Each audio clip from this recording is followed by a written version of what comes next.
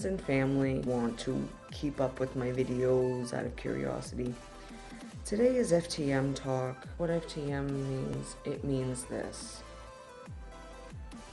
I am going to include a personal story of my own. If you are not on tea or not planning to start tea and you are friends and family, this may not be a video that you want to watch. If you're a creep, be a creep. This is about bottom hygiene for FTM people, me needing to learn something on my own the very, very hard way. Explain what happened. I will explain how to fix it. I will also give you the advice that a medical professional has given me on how to treat certain situations. So this is an educational video about FTM bottom hygiene. Uncut cis males. Okay?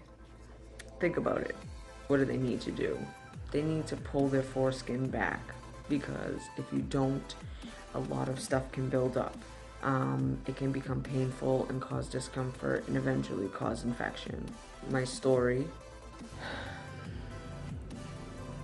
I was not told that you needed to pull your skin back after growth starts happening like an uncut male. No one told me I had to pull my skin back every once in a while in the shower. So this was about a week ago, and I noticed discoloration around the edges of the skin. Certain situations while explaining, I will be using proper terminology for body parts, so if you're offended by these words, I apologize. I noticed discoloration and whitening on the edges of the hood of my bottom growth. The foreskin of my bottom growth. Let's say that, okay? It sounds better than the hood of my clit. I pulled it back slightly, so just like the tip of my inside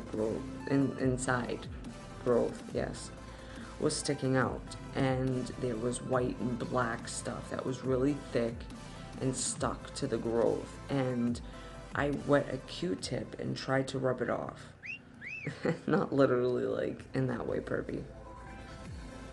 I did pull it back and I saw white and black stuff stuck to the inside growth. It was really thick, so I tried to grab a wet Q-tip and try and see if I can wipe it off. And it wasn't moving, and the area was way too sensitive and is not used to being exposed. So I couldn't even bear to try and remove it, and I was scared of damaging something, and I didn't know, and freaked out and started crying. Because I thought I had some type of infection. I thought I was going to need to go to the doctors and open my legs for someone else, for them to remove whatever is there, stuff like that. I was really nervous and cried and tried to do Google searches and got a bunch of old ladies talking about looking at their underwear and stuff like that. I decided the best place to not feel as embarrassed and judged and ask about this, because I didn't want to ask my mother, even though she's been working at a hospital, because that is a type of subject that is really awkward to talk to with my mother about. You know, when everybody ignores or doesn't want to hear about, oh God, you have stuff going on downstairs. That's private talk. I don't want to hear nothing. I asked for advice in an FTM group that I am pretty active in, on Facebook. And somebody thankfully had seen my posts in time. I have a stand-up shower, unfortunately, so I can't soak myself, which is what I wanted to do. So, because the water pressure is so strong and I couldn't spray directly on the exposed area, I pulled the skin all the way back to the pubic bone. The white and black was traveled all the way back to like my pubic bone, from the very tip where it just starts to poke out on its own. All the whole bit under the foreskin completely was black and white. So I pulled all the way back and let that soak by spraying the water that was warm onto my lower stomach and having the stream just fall onto it instead of spraying directly onto it. Now, for that reason, my mother has given me this from the hospital that she works at. It has four little holes that have low water pressure, and this is for pregnant women when they give birth afterwards, that when they can't reach or they have stitches or anything like that. It's designed for spraying in that area specifically. Water pressure shouldn't be an issue. Warm water and spray myself after I use the bathroom, after I wipe. Here are different things of what could have caused this buildup. You will get stuff like fabric, lint, hair, sweat, dead skin, just like a cis uncut male would have difficulties with if they did not pull back their foreskin to clean their penis properly.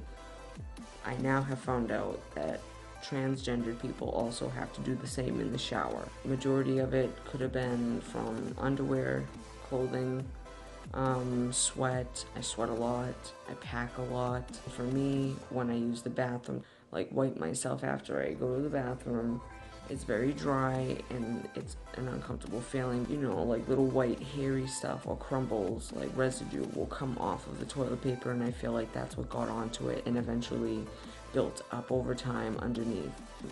I bought these at Stop and Shop. It was like $1, and it comes with 25 baby wipes. They're not flushable. After my third or fourth time, I noticed that it is not flushable. Do not. If you want, you can. I just completely substituted it, unless it's like, you know, you gotta do a number 2. I understand if you gotta use the toilet paper for that one, because what I'm doing is throwing my baby wipes in the trash can now after. If it's just pee, because you can't really tell what it is. If it's poop, I don't want that all up in the trash can and then the bathroom smells like a public restroom.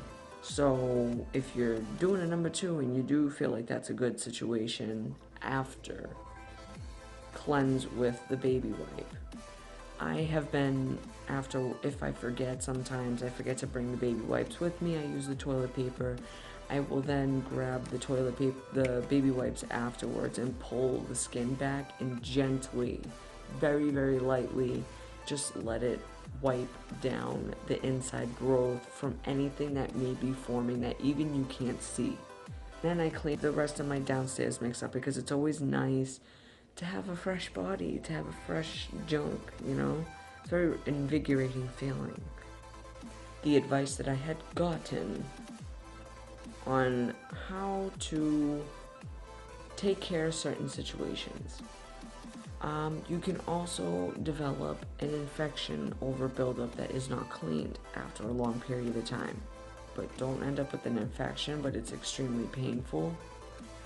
In these cases, I was recommended to buy Epsom salt. You take a generous amount of Epsom salt and mix it with warm water, and you can soak a rag in it. And when you're sitting down or laying down in the bed, a few times a day, maybe 2 or 3 times a day, pull the skin all the way back and rest the cloth, the rag that's soaked in the Epsom salt and warm water on top of the growth for a couple minutes. You do that a few times a day for maybe 3 days, 4 days. If you have an infection, use the Epsom salt with the warm water. It will also, Epsom salt can help cure a lot of multiple things. I got recommended to use baby soap for your junk, and then you can use whatever body wash for the rest of it, because it can, the sense of body washes can be too harsh cleaning inside. So baby soap is the best option, and always make sure it's fully rinsed. It can become very painful if you have soap stuck in that area. Very painful. I've had it happen before when I was a lot younger, before I was even on T. So it's light enough that you can use on your privates. I didn't get Johnson & Johnson for a specific reason. No one told me about this, and I had left my embarrassing question on the FTM group on Facebook for the reason that if I didn't know about it, there may be a lot of other transgendered people who also don't know about this, correct? Because 2 people One person who's only 5 weeks on T said that they didn't know about it. So I just saved one person the scary mishap. That's what boys do who have uncircumcised penises. So I never thought that I would have to do the same. This person just, said, don't feel embarrassed. Just think of it as now you are in the same boat as them. You are not one of the guys, because it is a lifelong maintenance you will have to keep up with for the rest of your life, just like any other man.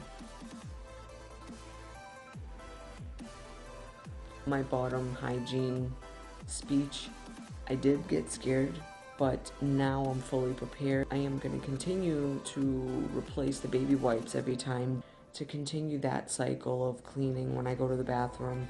I have the water bottle that my mother said that I could use and spray there after I wipe and go to the bathroom. I can use that to spray the area down with water, and possibly the sea salt as well. That was another recommendation. Sea salt does not burn like normal table salt, so you can actually use a large amount of sea salt with water and then soak. I don't know how to figure out how to soak your body in a mixture like that, besides the whole putting the rag on your bottom growth with the skin pulled back. I need to figure that one out. You can also use sea salt. It's good too, and it doesn't burn. So don't be scared like you're putting salt on a snail. In the video that you will be seeing before this one, today is my 5 months on T, and we have a huge blizzard.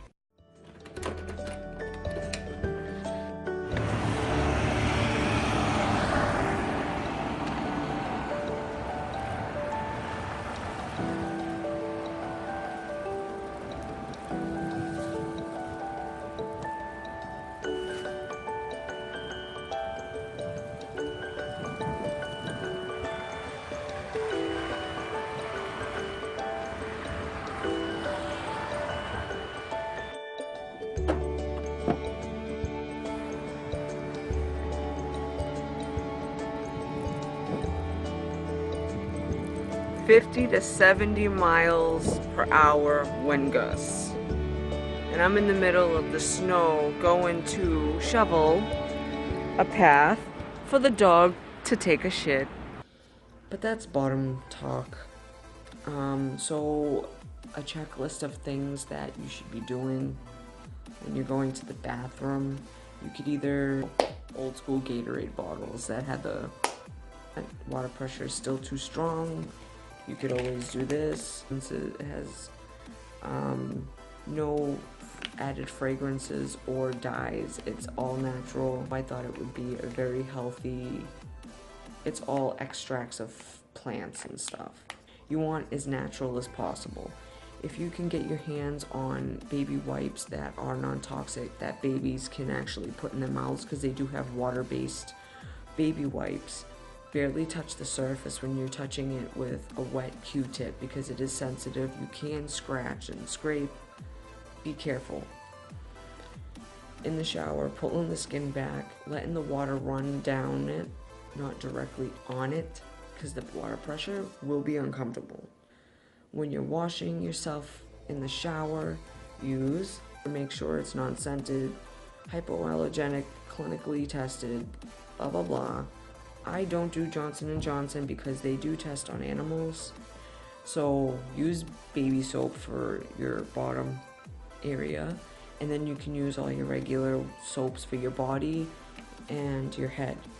But leave your private parts to the baby soap. All this stuff I'm showing you is preventative stuff. How I did it, you can choose to do it in a more safer manner, which is by the Epsom salt mixed with the warm water and the rag. That will help draw out if there's infection. Sea salt, if you don't have Epsom salt, which some people cook with sea salt. So you can even possibly find sea salt somewhere in your house and just mix it with some warm water and soak that down there if you needed to. If you are on T and you are 5 months or below or above even and still did not know about this, I suggest after this video, as awkward as it is, go in the bathroom and check yourself and take action as quick as possible.